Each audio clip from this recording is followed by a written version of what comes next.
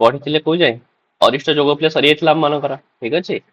आज आम मैंने अरिष्ट भंग जोग गुड़ाक देखा कि कौन कौन सब पे अरिष्ट भंग जोग अच्छे जातक पे कौ जोग रे अरिष्ट पे भंग है तो से जार भी जातक देखला बेले पे 12 वर्ष कम पिलार प्रथम देखिए अरिष्ट जोग कौन कौन अच्छी तापर अरिष्ट जोग देखी सारा पुणी देखिए अरिष्ट भंग जोग अच्छी ना ना ठीक है अरिष्ट जोग अच्छी बोली यार माने नुह जे कहीदेव तार अरिष्ट अच्छी बोली देखिए पड़े दीटा जाक जिन देखा पड़ो अरिष्ट जोग भी देखिए अरिष्ट भंग जोग भी देखिए हाँ जदि किसी भी अरिष्ट भंग जोग रहा भी किसी अरिष्ट किसी रहा चल है ताले पे अरिष्ट भंग जोग प्रथम पे जो अरिष्ट भंग जोगर जोग से कहते कि पे सर्वा निमानति बल स्फुरदं सुजालो लगन स्थित प्रशमयेत सुरराज मंत्री एको बहुनि दुरिता निसुदुस्तराणि भक्त्या प्रयुक्त इव शूलधर प्रणामः ताले कहते पिले कि पिले देदीप्यमान अति बलवान बृहस्पति यदा लग्ने भवति हाँ मुझे पिले सबुठु जातक सबुठु बलशाली ग्रह जदि बृहस्पति अच्छी जहाँ जातक बृहस्पति स्ट्रंग अच्छी तार पिले सबू जोग पिले खंडन हो ठीक अच्छे बृहस्पति एति शक्ति अच्छी पिले तो से जदि कहार भी जातक देदीप्यमान माने उज्ज्वल ठीक अच्छे अत्यंत बलवान बृहस्पति जदि लग्न अच्छी ताले सेतेबेले सह एकाकी एव तो से जणिए ही सर्वान अरिष्ट जोगान नाशयति समस्त अरिष्ट जोग सी नष्ट करदब है जथा जेपरी भगवंतम शिवम प्रति भक्त्या प्रयुक्त एक प्रणाम सर्वान पापान दूरयति बहुत सुंदर कथा पिले ठीक अच्छे जमीती जदि कौन सी व्यक्ति पिले भगवान शिव को भक्ति रे थरेटे भी प्रणाम करिछि तार जेमती तार सबु पाप दूर हो जाए तो ठीक से भाव में जदि कहार भी जातक बृहस्पति पिले अत्यंत बलवान होकर लग्न रही ताले से एकाकी ही समस्त अरिष्ट जोग पिले नष्ट करदब है ताले पिले सर्वान समस्त यदि सर्व ठीक अच्छे सर्वान प्रशमयेत पिले सबू अरिष्ट जोग पिले किए कौन कर दिए शांत कर दिए नष्ट कर दिए किए से ना सुरराज मंत्री पिले सुरराज मंत्री माने बृहस्पति केमितिका बृहस्पति ना लग्न स्थित पे लग्न रे थिबो आउ केमितिका ना अति बल अत्यंत बलवान हेतिबो आउ स्फुरदन सुजाल माने देदीप्यमान हेतिबो तो से भलिया बृहस्पति लग्न स्थित लग्न रे अछि ताले सर्वान इमान प्रशमयेत तो समस्त एही अरिष्ट जोग को पिले नष्ट कर दे थाए केमितिका ना जेमती एक शूलधर प्रणाम शूलधर माने शिव पिले यदि शिव को पिले थरटीए भी प्रणाम करा जाई थाए जेमती सही प्रणाम पिले केमितिका प्रणाम पिले भक्तिया प्रयुक्त ठीक अच्छे माने भक्तिर सहित भगवान शिव को थरे भी प्रणाम करा जाइथिबो ताहले जेमिति से बहुनी दुरितानी सुदुस्तराणी तो अनेक दुरित माने पाप को पिले से कौन कर दियंते ना सुदुस्तराणी पिले एडे दियंती बा दूर कर दियंती हाँ तो से भलिया बृहस्पति मध्य जदि लग्न अच्छे ताहले मध्य पिले सबू अरिष्ट जोग पिले खंडन करदेवे है चलो तापर आउ कौन कहते पिले अरिष्ट भंग जोग भितर न लग्नाधिपोति बलवान अशुभेर दृष्ट केन्द्र स्थिते शुभ खगेर बलोक्यमानः मृत्युं विधूय विदधाति सुदीर्घमायो सारधम गुणेर बहुभिरोर्जितया च लक्ष्म्या ताले से कहते यदा पिले जेते बेले लग्नाधिप पिले लग्नाधिपति अत्यधिक बलवान भवति तो जार लग्नाधिपति भी बहुत स्ट्रांग थिबो हैला तथा अशुभ ग्रह ही अदृष्ट भवति आउ से लग्नाधिपति की पिले कौन सी भी अशुभ ग्रह माने देखु नथिबे तथा केंद्रे स्थित ही शुभ ग्रह ही दृष्ट भवति आउ कौन सी केंद्र भाव रे पिले 1 4 7 10 रे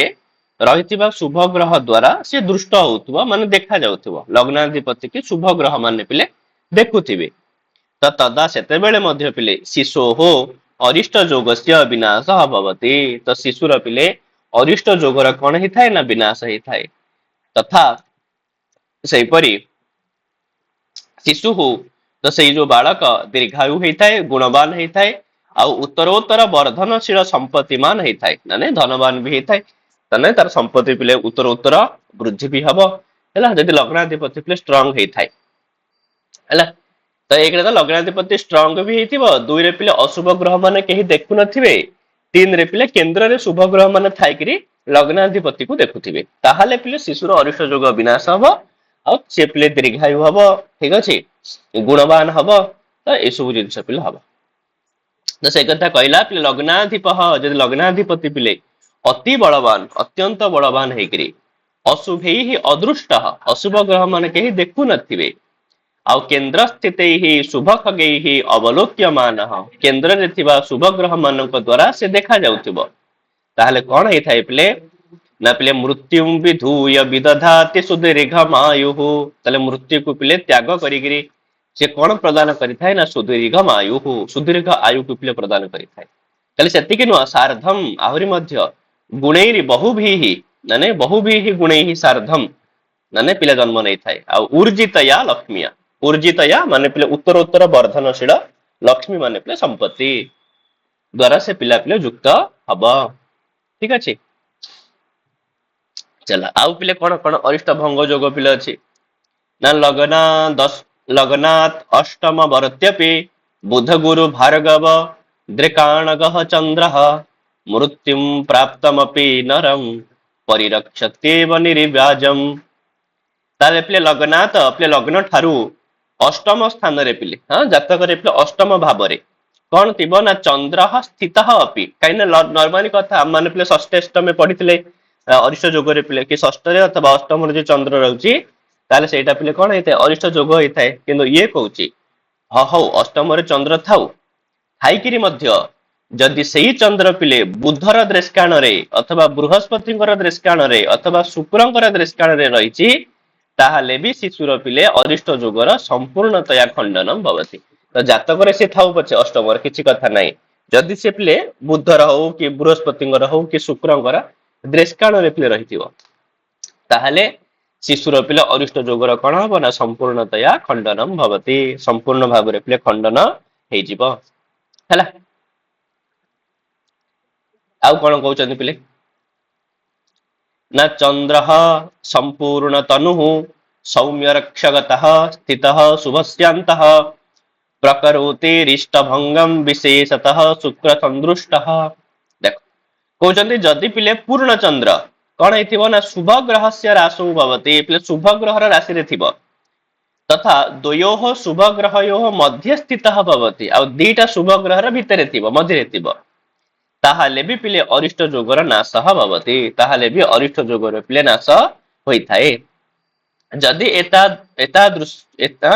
जदि एतादृश्याम परिस्थितौ चंद्रस्य उपरि शुक्रस्य दृष्टि भवति तर्हि विशेष रूपेण अरिष्ट जोगस्य विनाश भवति हैला। तो प्रथम कथा कि जदि पूर्ण चंद्रमा पिले शुभ ग्रहर राशि रे थिबो दीटा शुभ ग्रहर मझि रे थिबो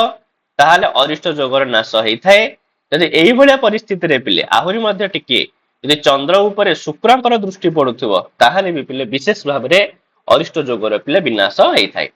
ला। तो चंद्र पिले संपूर्ण तनु हेतिबो माने पूर्ण चंद्रमा आ सौम्य और रुक्षगतः माने शुभ ग्रहर राशि रे थिबो हैला। स्थितः शुभस्य अंतः शुभ ग्रहर मझि रे थिबो ताहाले रिष्ट भंगम प्रकरोति ताले अरिष्ट भंग पिले करिथाए आ विशेषतः शुक्र संतुष्ट आ जदि शुक्र द्वारा दृष्ट हो गला ताहाले तो विशेष भाव रे पिले खंडन कर दबो हैला। चल तापर पिले आउ कोन कोन जोग अछि अरिष्ट भंग जोग ना कहउचंदी पिले कि बुध भार्गव जीवानाम एकतमः केंद्रमागतो बलवान क्रूर सहायो यद्यपि सद्योरिष्टस्य भंगाय। देख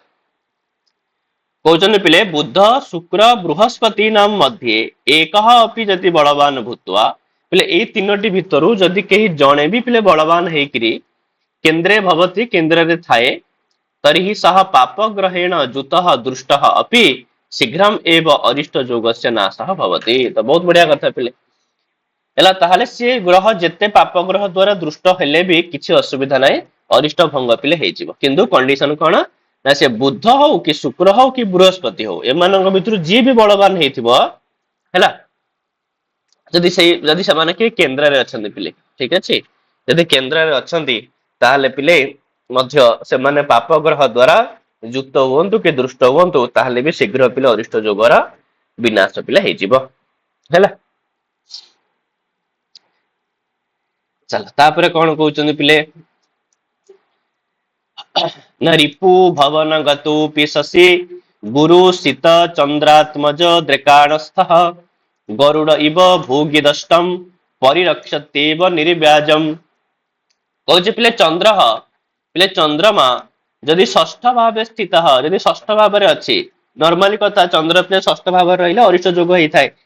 କହୁଛି ଥାଉ କିଛି ଅସୁବିଧା ନାହିଁ। ଯଦି ଚନ୍ଦ୍ର ଷଷ୍ଠ ଭାବରେ ଥାଇକିରି ମଧ୍ୟ ଯଦି ବୃହସ୍ପତି ହେ ଦୃଷ୍କାଣେ ଅଥବା ଶୁକ୍ରସ୍ୟ ଦୃଷ୍କାଣେ ଅଥବା ବୁଧସ୍ୟ ଦୃଷ୍କାଣେ, ପୂର୍ବରୁ ସେ କଥା କହିଥିଲା ଯଦି ଚନ୍ଦ୍ର ପିଲେ ଅଷ୍ଟମ ଭାବରେ ଥାଇକିରି ବି ବୁଧ ଶୁକ୍ର ବୃହସ୍ପତିଙ୍କ ଦୃଷ୍କାଣରେ ରହୁଛି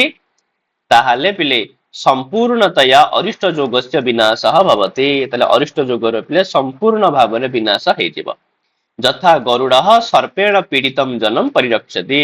ଯେମିତି ଗରୁଡ ପିଲେ ସାପ ଦ୍ୱାରା ପୀଡିତ ହେଇଥିବା ଲୋକଙ୍କୁ ରକ୍ଷା କରିଥାଏ, ଇଏ ବି ଠିକ ପିଲେ ଦେହ ମାନଙ୍କ ଦୃଷ୍କାଣରେ ଅଛି ତାହେଲେ ବି ଅରିଷ୍ଟ ଯୋଗରୁ ପିଲେ ବଞ୍ଚେଇ ଦବ ହେଲା। ତାହେଲେ ସେଥିପାଇଁ କହିଲା ରିପୁ ଭବନ ଗତୋପି ଶଶୀ, ପିଲେ ମାନେ ଷଷ୍ଠ ଭାବରେ ଚନ୍ଦ୍ର ଥାଇକିରି ବି ଯଦି ଗୁରୁ ମାନେ ବୃହସ୍ପତିଙ୍କର, ଶୀତ ମାନେ ଶୁକ୍ରଙ୍କର, ଚନ୍ଦ୍ରାତ୍ମଜ ମାନେ ବୁଧଙ୍କର ଦ୍ରେକାଣସ୍ଥ ଦ୍ରେକାଣରେ ଅଛି ତାହେଲେ ଗରୁଡ ଇବ ଭୋଗୀ ଦଷ୍ଟମ ପରିରକ୍ଷତେବ ନିର୍ବ୍ୟାଜମ, ନିର୍ବ୍ୟାଜ ମାନେ ନିଃସନ୍ଦେହ, ତ ସେ ପିଲେ କଣ କରିବ ନା ପରିରକ୍ଷତେ ରକ୍ଷା କରିଦବ। କେମିତି ନା ଯେମିତି ଗରୁଡ ଭୋଗୀ ଦଷ୍ଟମ ଇବ, ଯେମିତି ଗରୁଡ ଭୋଗୀ ମାନେ ସାପ ପିଲେ, ତ ସାପ ଦ୍ୱାରା ଦଂଶନ କରାଯାଇଥିବା ବ୍ୟକ୍ତିକୁ ରକ୍ଷା କରିଥାଏ, ତ ଠିକ ସେଇଭଳି ଭାବରେ ହେଲା। ଚାଲ ତାପରେ ପିଲା ଆଉ କଣ କହୁଛନ୍ତି, ଏଇଟା କେତେଟା ଯୋଗ ପିଲା ଏଥିରେ ଅଛି କି 16ଟା ଯୋଗ ଥିବ। ଠିକ ଅଛି, ଚାଲ 8ଟା ଯୋଗ ପଢିଦବା ଆଉ କାଲି ପିଲା 8ଟା ଯୋଗ ପଢିଦବା, ହେଇଯିବ ପିଲା ପୁରା ହେଲା। କଣ କହୁଛନ୍ତି ପିଲେ ନା ସୌମ୍ୟ ଦ୍ୱୟ ମଧ୍ୟଗତ ସମ୍ପୂର୍ଣ୍ଣ ସ୍ନିଗ୍ଧ ମଣ୍ଡଳ ଶଶଭୃତ ନିଃଶେଷା ଅରିଷ୍ଟ ହନ୍ତା ଭୁଜଙ୍ଗ ଲୋକସ୍ୟ ଗରୁଡ ଇବ। କହୁଛନ୍ତି ଯଥା ଯେପରି ପିଲେ ଗରୁଡ ପିଲେ ସମ୍ପୂର୍ଣ୍ଣ ସର୍ପ କୂଳସ୍ୟ ବିନାଶମ କରନ୍ତି, ମାନେ ସମ୍ପୂର୍ଣ୍ଣ ସର୍ପ କୂଳର ପିଲେ ବିନାଶ କରିଦିଏ, ତଥୈବ ସେହିପରି ଶୁଭ ଗ୍ରହୟୋ ମଧ୍ୟ ସ୍ଥିତ ପୂର୍ଣ୍ଣ ଚନ୍ଦ୍ର, ଯଦି ଦିଟା ଶୁଭ ଗ୍ରହର ମଝିରେ ପିଲେ ଚନ୍ଦ୍ରମା ରହିଛି ତାହେଲେ ସମ୍ପୂର୍ଣ୍ଣ ଅରିଷ୍ଟ ଯୋଗସ୍ୟ ବିନାଶମ କରତେ, ତାହେଲେ ସମ୍ପୂର୍ଣ୍ଣ ଅରିଷ୍ଟ ଯୋଗର ପିଲେ ବିନାଶ କରିଦେଇଥାଏ ହେଲା। ତ ସହଜ ଅଛି ପିଲେ କିଛି ଅସୁବିଧା ନାହିଁ। ହେଲେ ସୌମ୍ୟ ଦ୍ୱୟ ମଧ୍ୟଗତ, ପିଲେ ସୌମ୍ୟ ଦ୍ୱୟ ମାନେ ଶୁଭ ଗ୍ରହ ଦିଟାର ମଝିରେ ଥିବ, ସମ୍ପୂର୍ଣ୍ଣ ସ୍ନିଗ୍ଧ ମଣ୍ଡଳ ଶଶବୃତ ମାନେ ପୂର୍ଣ୍ଣ ଚନ୍ଦ୍ରମା, ଏ ଟୋଟାଲ ର ଅର୍ଥ ହଉଛି ପିଲେ ପୂର୍ଣ୍ଣ ଚନ୍ଦ୍ରମା। ତାହେଲେ ନିଃଶେଷ ଅରିଷ୍ଟ ହନ୍ତା, ନିଃଶେଷ ମାନେ ସମ୍ପୂର୍ଣ୍ଣ ଭାବରେ, ଅରିଷ୍ଟ ହନ୍ତା ମାନେ ଅରିଷ୍ଟକୁ ପିଲେ ନାଶ କରିଦେଇଥାଏ। ଯେମିତି ଗରୁଡ ଭୁଜଙ୍ଗ ଲୋକସ୍ୟ ଇବ, ଯେମିତି ଗରୁଡ ପିଲେ ଏ ସର୍ପ କୂଳର ପିଲେ ବିନାଶ କରିଥାଏ, ଠିକ ସେଇଭଳିଆ ହେଲା। ତାପରେ ପିଲେ କଣ କହୁଛନ୍ତି ନା ଶଶଭୃତେ ପୂର୍ଣ୍ଣ ଶରୀରେ ଶୁକ୍ଲେ ପକ୍ଷେ ନିଶା ଭବେ କାଲେ ରିପୁ ନିଧନସ୍ଥେରିଷ୍ଟମ ପ୍ରଭବତେ ନୈବାତ୍ର ଜାତସ୍ୟ। କହୁଛି ପିଲେ ଯଦି କସ୍ୟଚିତ ଶିଶୁ ହଉ, ଯଦି କୌଣସି ଶିଶୁର ପିଲେ ଜନ୍ମ ଶୁକ୍ଲ ପକ୍ଷସ୍ୟ ରାତ୍ରୌ ଭବତି, ପିଲେ ଶୁକ୍ଲ ପକ୍ଷର ରାତିରେ ହେଇଥିବ, ତରିହି ଷଷ୍ଠ ଭାବେ ଅଥବା ଅଷ୍ଟମ ଭାବେ ସ୍ଥିତ ଚନ୍ଦ୍ର ଅରିଷ୍ଟ ଯୋଗ କାରକ ନ ଭବତି ହେଲା। ଯଦି କୌଣସି ଜାତକରେ ପିଲେ ଚନ୍ଦ୍ର ଷଷ୍ଠରେ ଅଥବା ଅଷ୍ଟମରେ ଅଛି କିନ୍ତୁ ସେ କହୁଛି ପିଲାଟା ଜନ୍ମ ହେଇଥିବ କେତେବେଳେ ନା ଶୁକ୍ଲ ପକ୍ଷର ରାତିରେ ହେଇଥିବ, ତାହେଲେ ପିଲେ ବି ଆଉ ଅରିଷ୍ଟ ଯୋଗ ପିଲେ କିଛି କାମ କରିବ ନାହିଁ, ତାର ଅରିଷ୍ଟ ଯୋଗ ପିଲେ ଖଣ୍ଡନ ହେଇଯିବ ହେଲା ପିଲେ। ହଉ ଏଇ 8 ଯାଇ ଥାଉ, ଆଉ ପିଲା 8ଟା ଶ୍ଲୋକ ରହିଲା, ଆଉ 8ଟା ଶ୍ଲୋକ କାଲିକି ପଢିଦେଲେ ଆମର ଏଇଟା ମଧ୍ୟ ପିଲେ କମ୍ପ୍ଲିଟ ହେଇଯିବ, ଅରିଷ୍ଟ ଭଙ୍ଗ ଯୋଗ ହେଇଯିବ। ତାପରେ ପିଲେ ସବୁ ରାଜଯୋଗ ବିଷୟରେ ପଢିବା, ଆଉ ଜାତକରେ ପିଲେ କୋଉ କୋଉ ଗ୍ରହ ମାନେ କାହା କାହା ଜାତକରେ 2ଟା 3ଟା ଗ୍ରହ ଏକାଠି ଥାନ୍ତି ତ ତାର ପିଲେ କଣ ଫଳ, ତ ଏଇ ସବୁ ଉପରେ ପିଲେ ତାପରେ ଆସିବ ପିଲେ ହେଲା। ହଉ ପିଲା ଠିକ ଅଛି।